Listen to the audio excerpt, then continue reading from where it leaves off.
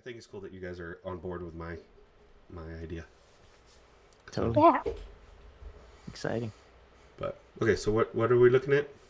Oh, this is that game that I was telling you about that maybe you'd like to demo someday, like actually with what you're doing. Yeah. It falls in line with you actually going and playing a game and trying it and doing all that, right?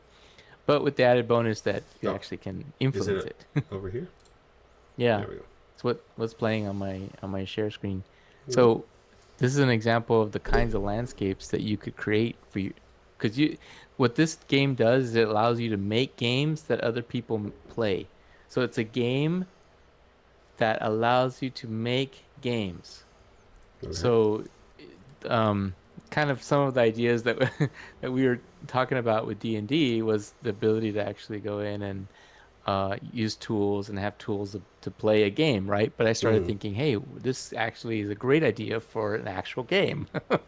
So I started thinking, wouldn't it be cool if you could, as a creative, go in here, actually create your world, and other people could come in and play it.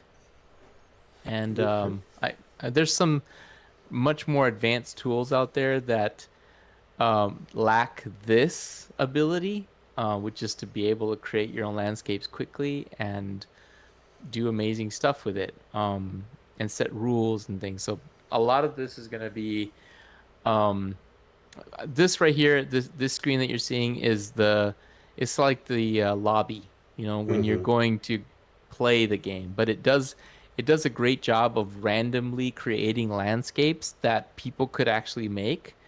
And so it lets you kind of get inspired, kind of lets you as a creative person get inspired and say, hey, what if I did create a world that looked like this, and people could run around playing in there and have their own adventures in here, that kind of thing. Yeah. So anyway, this screen I just updated it while we were talking and Okay. fixed a bug that I was having, and the bug was actually holding it back. And so now that I fixed that bug, I'm like, wow, look at what what it can do. Cool. So if I go in here and hit play, I already created a dummy. Is it still running on your side? Yeah. Things Okay. are moving around. If I go in here and hit play, you can see I've actually got some characters in here. I've got country gal and country boy, or cowboy and country gal. Sorry. And while you're in here picking your character, it's still playing that cool background, so you can actually continue to enjoy the feel of the game. And so you come in here, and I've created a character already called Tango, and you hit enter game, and then it drops the character into the world that I created. So right now it's just dropping up very high because I'm testing everything, Okay, and I it's don't have coming. running. They're real granular. Is that how it's Yeah, supposed to be? Yeah, because Okay. that's the effect that I created for it. So if I Right. zoom into the character, you see that I've got her in this kind of a T pose. So I haven't done the animations for her running or her walking. So when I move forward, it just Yeah. sort of moves her in that pose, which Right. is funny too. But I'm just playing it right now in a way that I can test the world itself to see how it behaves, performance, and all that, rather than worrying about the actual animation just yet. Okay. But anyway, I hit escape, and it gives me a place to. These are placeholders for me to get the sound system, and then I've got keyboard bindings so I can change. Right now I've got it doing the WSAD, shift for sprint and jump for space, that sort of thing. But these are actually working, so these are functional components already. So I can come back in here and I can hit spacebar. You can see her jump. She's not doing an animation for jump, but she's doing the action of jump, if Right. you will. And then if I hit shift forward, you see she's running now. So she's going much faster than if I just hit forward. So there's a lot of things that are actually working without the animations fully baked in there yet. But I can fall through in some places.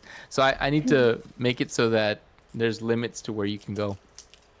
Let me hit exit game. And so going back here, this is actually how you create a world. This is the world that you were in just now. I created it using this tool itself. So you can come in here and wire it up together. And then when you come into here, you can actually generate the world and preview it and tinker with how it looks. Like the reason why it looked the way it looked was because that's what I set this post process up to look like. So if I come in here and actually change it and make it look different, maybe I wanted it to be lighter, or maybe I want to force some of the colors. I can come in here and click in here and then change some of the colors to make it look radically different. Let's see, maybe I want to bring that up. Let's see. Anyway, so there's a lot of creativity that you can have in the game. And then once I come in here and I'm ready to like save it, I come in here and save the draft and I publish it. Let me make sure I can load it. Yep. Okay, so then I come back over here, hit play, go in here, and it should, unless I have okay, good. So you see all the things I just changed in the world become immediately playable.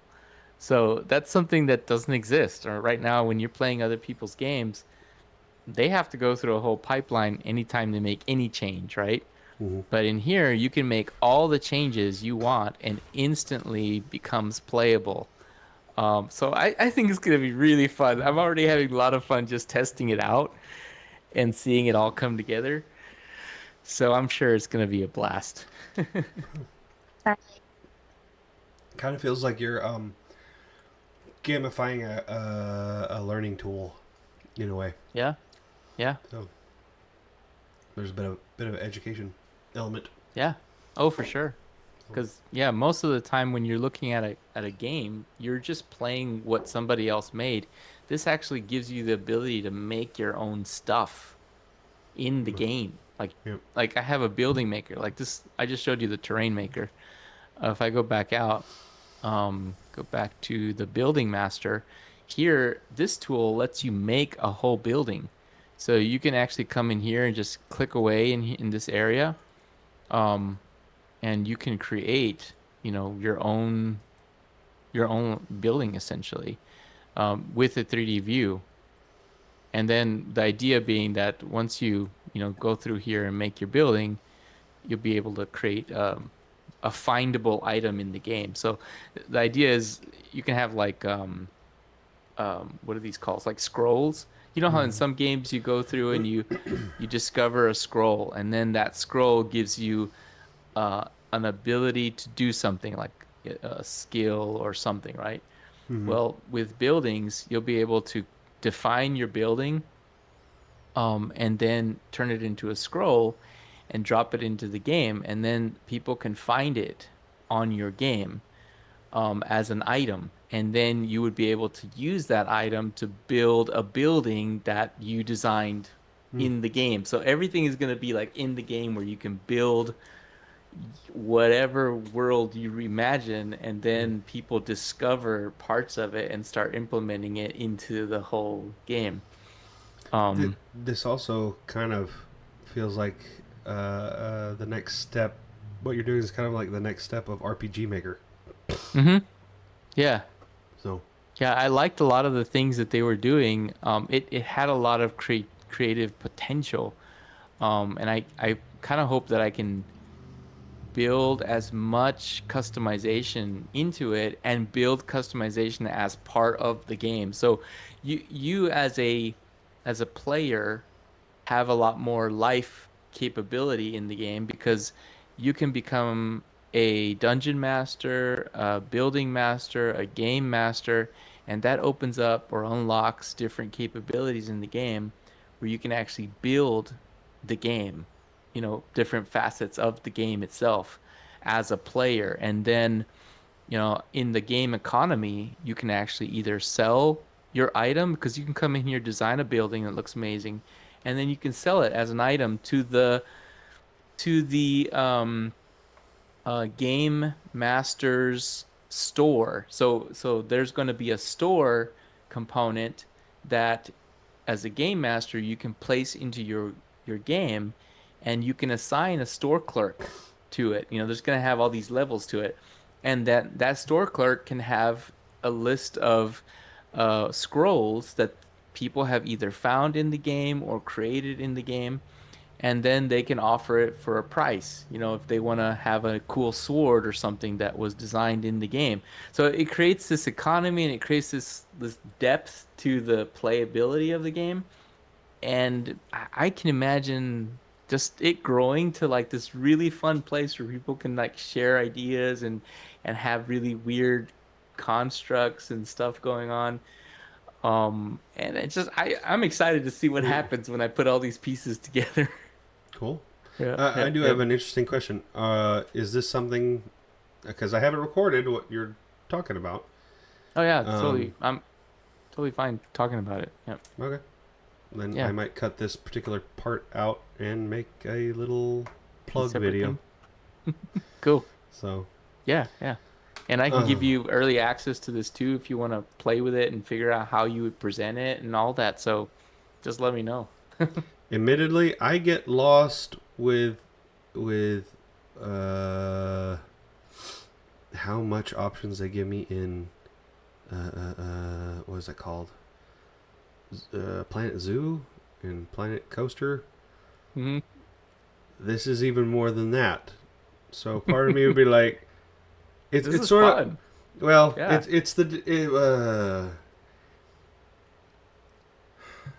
it's the difference between a pre planned out Lego set where you Hmm. follow the thing to make the Lego set versus just here's a bunch of Legos. Yeah. And I don't know how much I don't know. To me, and I'm just gonna be for me having some rails is helpful to kind of direct energy, if that makes Hmm. sense. Sure. This is no railings at all. So AKA, AKA give him some railings. Yeah. yeah. So for me, I'd get in the So middle of this and be like, yeah. So there's going the initial game. So this first game, so M2 IAB as a concept is an LLC company that's going to have lots of experiments. This is one of the experiments. Is Friggin' Rain? Is the Friggin' Rain experiment? What it's intended to do is create a simulation, like an end times simulation. mm, Um, and so as part of that simulation, there's going to be a built-in game. And that's this first game that I'm creating. I'm actually creating the game inside of the game mm. as like an Inception-y kind of concept, right? All right, And so the first game is going to have a lot of things already pre-built because I'm going to go in and build them, but I'm right, using the game itself to build it. right, So as I start to drop these things I call keys inside of the game, creative people can find those keys and either sell them back inside of the game itself in the first game, or they can use them to actually create things. And they can create whole new games if they want to create a brand new game for themselves and for their own group that they want to create. Like, so you want to create a guild or something, and you want to create your own world. You could. There's some people that may just feel inclined to like create a whole new world of their own and have their own architecture, and there's depth, right?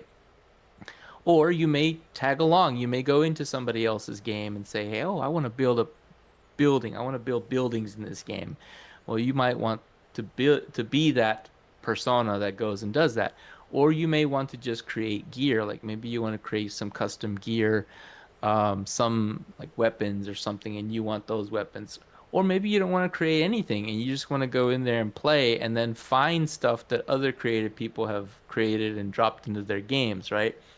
Because of all those levels that where you can play at, you can just work at any level of that whole process. And as you kind of adapt and change, you may want to delve into different parts of it that you didn't before. Like that full flow and depth is what I'm looking for. I want to see what people will do. Like, given the option to do so many things, what will they choose to do?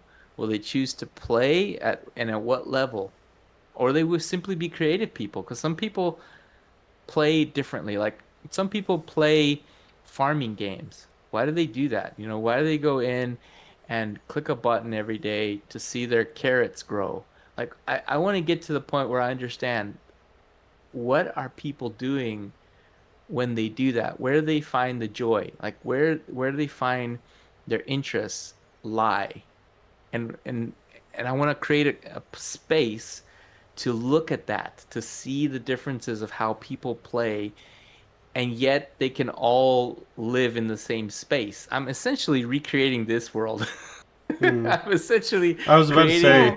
the yeah. in a way you're making it to where the first game is like all the basically Easter eggs and doors are like, do you want to see how far the rabbit hole goes? Mm-hmm. Do you want to Yeah. get out of the matrix?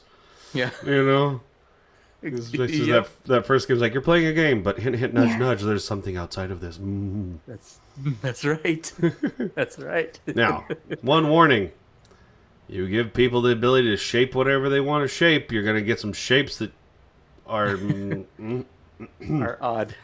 well. Well, I'm not giving the ability to like create models, but Okay. buildings, yes. So if you want to create a building, there's going to be some constructs that you can use to create a building, but not full models. So it's not going to be to the point where you can, Good. place vertices around and I see, create I see. shapes that would be like a blender. That's another Yeah. system entirely, right? This is Mhm. still got some Limitations. componentization, but the pieces are somewhat limited. Okay. Cool. Yeah. All right. Anyway, just wanted Well, to show you that because the yeah. screen was so cool. Well, folks, that is what A's been working on. If you're interested, keep up. The more he makes, the more I can get my head around it because my head's not fully around it yet. But once my head's around it a little more, yeah. But yeah. All right.